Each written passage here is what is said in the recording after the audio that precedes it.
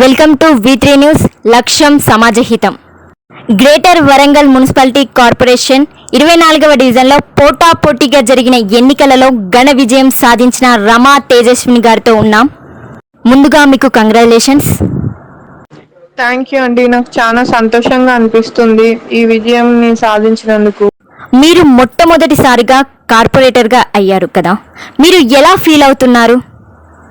కార్పొరేటర్గా కావడం నాకు చాలా కొత్తగా అనిపిస్తుంది. ఇది ఒక కొత్త అనుభూతి, కొత్త స్టెప్ అన్నట్టు. మాకు కొత్తగా రాజకీయంలోకి రావటం జరిగింది. మీరు ప్రజల సమస్యలను ఎలా పరిష్కరించాలని అనుకుంటున్నారు? మా మామయ్య గారైన ఆకుతోట త్రిపుల సుధాకర్ గారు రాజకీయాలలో రాకపోయినా కానీ ప్రజలకి అందరికీ ఎంతో మందికి ఎన్ని విధాలుగా సేవలు చేశారు.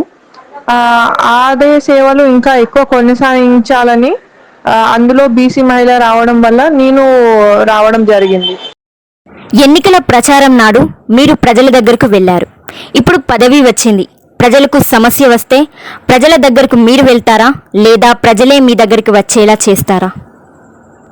లేదండి, అప్పుడు ఎలా మేము ప్రజల దగ్గరికి వెళ్ళామో ఇప్పుడు కూడా సేమ్ నేనే ప్రజల దగ్గరికి వెళ్ళి అన్ని విధాలుగా వాళ్ళ సమస్యలు ఏమున్నా కానీ తీరుస్తానండి. అన్ని వాళ్ళ దగ్గరికి వెళ్ళి మరి కనుక్కుంటాను, లేకపోతే వాళ్ళ నా దగ్గరకు వచ్చినా నేను చేసేస్తాను.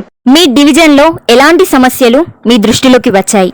వాటిని ఏ విధంగా పరిష్కరించాలని అనుకుంటున్నారు? డివిజన్లో సమస్యలు వచ్చేసి అంటే పెద్దగా ఏం లేవండి.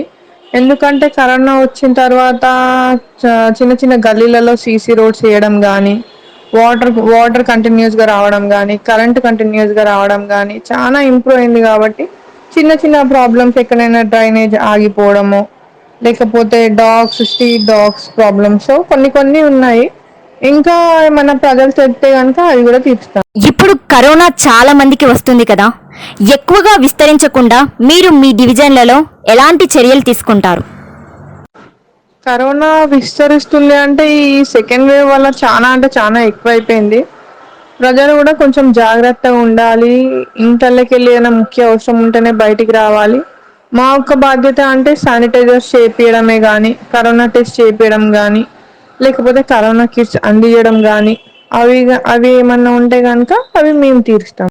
మా టీం అంతా కూడా నన్ను చాలా మంచిగా ఎంకరేజ్ చేశారు. టీఆర్ఎస్ మెయిన్ లీడర్స్ కానీ, తోట హరీష్ అంకుల్ కానీ, మబ్బు ప్రవీణ్ అంకుల్ కానీ, శివరాజ్ అన్నయ్య కానీ, సద్దాం అన్నయ్య కానీ, వీళ్ళందరూ కూడా నన్ను చాలా మంచిగా అన్ని విధాలుగా ప్రోత్సహించి నన్ను ఇంత మంచి మెజార్టీతో గెలిపించాలని నా అభిప్రాయం.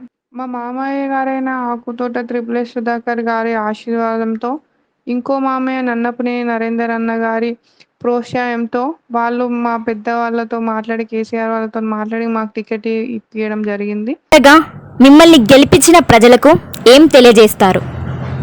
తెలంగాణ రావడం కంటే ముందు తెలంగాణ వచ్చిన తర్వాత చూసుకోవాలి. ఈ 4 yearsలో చాలా డెవలప్మెంట్ అయింది. చిన్న చిన్న రోడ్స్లలో కూడా సీసీ రోడ్స్, వాటర్ కోసం భగీరథ అవన్నీ వేయడం జరిగింది. సో ఇంకా కొన్ని ప్రాబ్లమ్స్ ఉన్నాయి, అవి చేద్దామని అనుకుంటున్నాను. నన్ను గెలిపించిన ప్రజలందరికీ, 24వ డివిజన్ ప్రజలందరికీ కూడా, మైనారిటీసే కానీ, వైశ్యూసే కానీ, బ్రాహ్మణ్సే కానీ, ఎవరైనా కానీ నన్ను చాలా మంచి మెజార్టీతో గెలిపించారు. అందరికీ పేరు పేరున నా ధన్యవాదాలు తెలుపుకుంటున్నాను.